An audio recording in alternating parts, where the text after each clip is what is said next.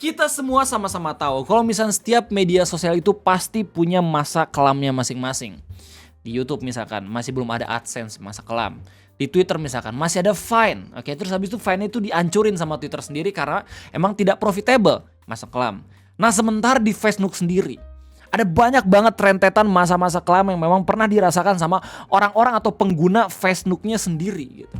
Karena mungkin Facebook ini merupakan salah satu media sosial yang bisa dibilang paling tua gitu, yang paling sering banget digunain sama orang-orang sebelum adanya Friendster atau bahkan setelah adanya Friendster gitu. Jadi orang-orang tuh rame ngomongin soal Friendster dulu, Facebook, terus habis itu balik ke Twitter, zaman-zaman Raditya Dika ngejokes tentang jomblo ya, terus habis itu ke YouTube mungkin orang-orang pada mulai punya kuota. Instagram muncul, Pet muncul dan segala macam. Tapi kita bakal fokus ke Facebook. Dimana sebagai seorang memer ya, yang seenggaknya pernah sekali dua kali buat meme gitu ya. Gue inget banget ada satu masa kelam di Facebook yang sampai sekarang masih gue inget dan tersemen dalam otak. Masa kelamnya itu tentang apa Bang Ray? Itu tentang adanya kekuatan absolut satu fanspage yang bisa mengatur peredaran meme di Indonesia. Sebelum memer zaman sekarang itu berdikari, udah pada punya fanspage-nya masing-masing, channel YouTube-nya masing-masing, udah pada bisa menghasilkan gitu ya. Kita tahu ada Chris Guy, ada ya begitulah Kucing Menangis, ada AKMJ dan segala macam gitu ya. Zaman dulu itu ada satu fanspage yang tiap kali kita ngeposting meme di grupnya itu bakal langsung di watermark. Langsung di seakan-akan tuh dimiliki sama adminnya sendiri gitu. Apalagi fakta kalau misalnya mereka kira bisa buat buku, bisa buat baju dan segala macam gitu. Gue awalnya nggak ngerti kenapa Bang Eno ngamuk banget kalau misalnya ngomongin soal fanspage tersebut gitu ya. Tapi lama-kelamaan gue mengerti. Kalau misalnya yang sedang diprotes sama Bang Eno itu sebenarnya bukan fenomena fanspage-nya, tapi sistem kapitalisnya gitu. Dan gue pun baru sadar sekarang kalau misalkan, itu sangat amat menggambarkan sekali gitu loh cuy. Makanya ketika gue punya komunitas gitu, gue punya Discord Bando Daerah 1, gue sangat amat anti dalam nge-watermarkin setiap meme yang dibuat sama para member-member Bando Daerah 1. Kenapa? Karena itu bukan punya gue dan gue tahu kalau misalkan itu haknya para memer. Dan gak jarang juga gue ngasih tau ke mereka untuk buat fanspage ataupun channel YouTube. Siapa tahu ada calon penonton atau calon pengikut lu gitu yang suka sama style meme lu sendiri kayak gitu. Jadi seenggaknya lu juga mungkin bakalan terkenal dengan meme-meme yang lu buat di internet kayak gitu. Jadi kalau misalnya dibanding sama dulu, sekarang itu lebih bersinar lah keadaannya, lebih sehat gitu. Kalau zaman dulu tuh kayak tersentralisasi banget. Setiap kali emang ada meme itu algoritmanya langsung ke fanspage tersebut, ya nggak sih? Makanya gue termasuk orang yang mungkin aja seneng ketika mereka salah ngambil langkah terus habis itu downfall gara-gara langsung terjun ikutan politik, ya nggak sih? Tapi bukan itu yang bakal gue bahas di video ngopi kesempatan kali ini. Kita bakal ngebahas tentang sebuah fenomena gelap lainnya yang emang ditemukan di Facebook, di mana para wibu udah mulai berani menampakkan diri.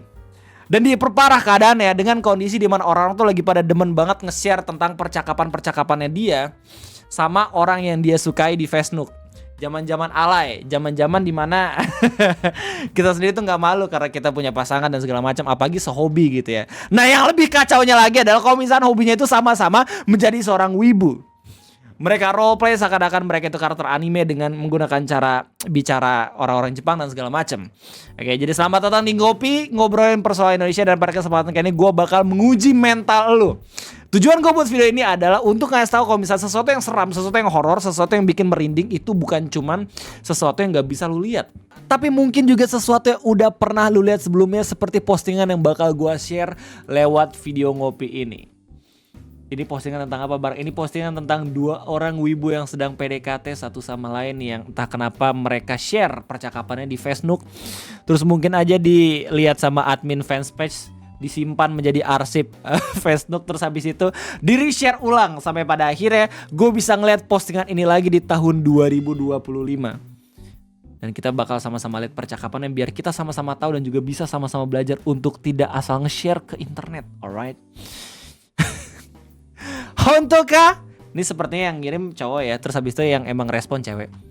Nah, tapi gue nggak tahu dok sebenarnya apakah emang ini beneran cewek cowok atau ini satu orang cowok yang punya dua akun WA, terus habis itu seakan-akan buat percakapan seperti ini untuk memuaskan rasa nafsu dia gitu agar punya pacar anime. Hontoka? Honto dayo? Tapi aku renang nggak kayak di anime-anime ya. Emangnya di anime kayak gimana?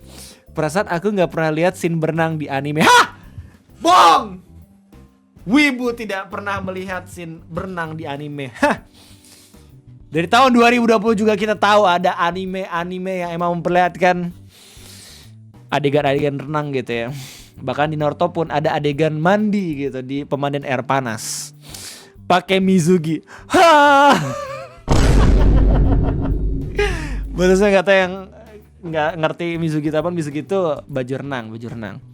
Oke, gue ngerti ini karena gue juga wibu. Gue nggak menukilkan fakta kalau misalnya gue itu bukan wibu. Gue harus kasih tahu ke orang-orang kalau misalnya gue juga wibu, oke? Jadi gue mengerti. Terus gue juga punya temen dewa wibu atau dewa anime. Baka, aho.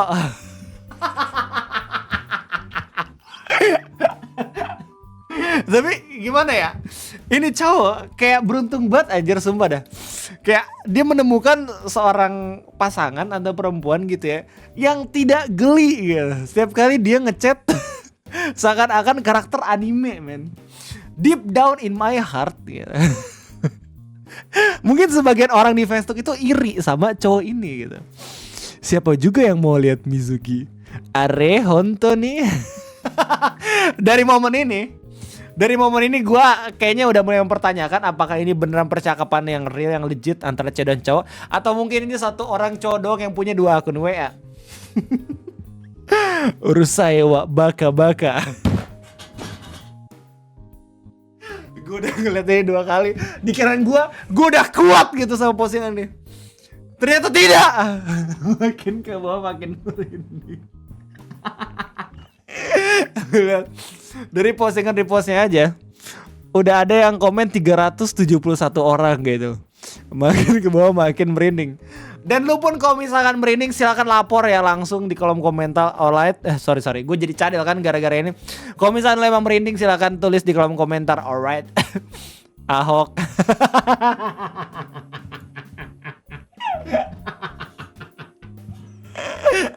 Bakal tiba-tiba langsung satu kubu sama PDI. Lagian juga aku nggak punya. Alright coy, seperti gue kena bait doang. Ini kayaknya emang cowok yang punya 2 akun WA deh. Kayak ini banget, apa namanya, emotnya tuh dari satu sumber banget gitu loh. Tapi nggak apa-apa, kalau misalnya buat sekedar hiburan ini lucu banget. Nanda mau Kristen. Gue ngerti lagi artinya kentut. Bikin kaget saja. Oh my karakaida kedesu. Nih gue gak tahu artinya apaan, men. Anjay, lama kelamaan gue harus ngasih tahu ke orang yang punya percakapan ini untuk langsung bener-bener belajar Jepang lah, A1 lah seenggaknya cuy. Sumpah dah, biar lu bisa langsung kerja gitu Jepang, ketemu sama the real cewek-cewek anime gitu. Lebih parah dari bahasa Jaksel. Ya, tontonannya. N-word Toro. Lucu kayaknya kakak tak kerjain kayak senpainya Nagatoro tuh, tapi emang mirip sih. Iya. Yeah. Men, gue mulai ke invest sama ceritanya mereka, men. Sumpah dah kayak oke. Seperti gue butuh part 2 gitu untuk sekedar menghibur pikiran gue dari segala macam merasa muak dengan berita-berita pemerintah dan segala macam. Orang yang jarang renang nggak tahu terakhir kali kapan. Soka. Can you stop? Gue gila banget ini ngomong sama postingan yang udah diupload dari tahun 2022. Kentut. Cuma jujur lo ya, ini jujur banget. Ini cowok beruntung banget deh ketemu sama cewek ya. Kalau misalnya pada akhirnya nih yang ngebahas emang cewek gitu ya. Kan kita nggak tahu apakah cewek atau cowok gitu ya sih. Ngeri juga. Tapi beruntung banget, seenggaknya dia gak geli loh sama omongan-omongan wibunya gitu loh. Jadi aku juga mau nanya, pernah renang gak? Kapan berenang mau? Ya elah. Mancing juga dia, kentut ya, boleh aja. Ngapain malu-malu gitu, Kimoy. Kimoy Ciwaruy. Udahlah, gue yang baca, gue aja malu jir. Basoka. Yes, dan itu adalah akhir dari percakapan mereka yang udah berhasil disimpan arsipnya sama para admin fans Facebook. Yes, basically ini ngopi nggak guna banget gitu, cuma buat penyegaran doang. Biar kita nggak selalu ngomongin soal hal-hal yang berat gitu, karena gue pun sendiri mumet gitu. Untungnya gue scroll Facebook gitu. Oke, gue udah coba buat menghindari diri gue untuk tidak doom scrolling sebelum tidur, tapi entah kenapa Facebook ini terlalu kuat banget gitu ya daya tariknya, sampai pada akhirnya gue menemukan postingan ini, terus habis itu gue share aja biar nggak terlalu sia-sia banget gue buka HP sebelum tidur. Intinya, apakah ada di antara kalian semua yang pernah mengalami atau melakukan percakapan seperti ini? Karena kalau misalnya gue di kolom komentar ada beberapa orang-orang yang juga bilang kalau misalkan mereka pernah melakukan percakapan ini. 2020 gue kayak gini. Mana ya? Ini nih. Ada yang juga bilang kayak gue SMP kayak gini, bla bla segala macam, dan mungkin aja gue pribadi pernah mengalami hal ini. Cuman untungnya waktu zaman-zaman Facebook lagi alay-alay, gue jarang banget bisa mengakses internet. Jadi gue nggak bisa asal nge-share gitu, apapun emang pengen gue utarakan gitu. Jadi punya batasannya sendiri gitu. Gimana tanggapan lo? Yang gak usah ditanggepin juga karena ini cuma hiburan doang. Cuman gue harus ngasih tahu kalau misalkan tadi gue bilang wibu mulai muncul di Facebook jadi masa kegelapan, itu salah ya. Gue harus katakan kalau misalnya justru wibu ketika muncul di Facebook, di Twitter, dimanapun itu merupakan masa kemasan internet. Karena kita akhirnya tahu kalau misalkan orang-orang pada punya kepercayaan diri untuk nge-share tentang apapun yang dia suka. Anjay. Jadi kita bisa lebih gampang coy kalau misalkan ngajak temenan sama orang-orang yang emang udah secara open book gitu ya, terbuka, ngasih tahu tontonan dia tuh apa dan juga anime apa yang dia ikutin dan segala macem. Jadi nggak yang terlalu susah-susah banget lah buat ngajak temenan sama orang-orang di internet. Jadi itu aja mungkin ngopi pada kesempatan kayak ini. Gue nggak tahu pendapat apa yang pengen kalian tulis di kolom komentar, silakan tulis serandom-randomnya. Kita ketemu lagi di next video. Terima kasih banyak. Sampai jumpa. Let's go.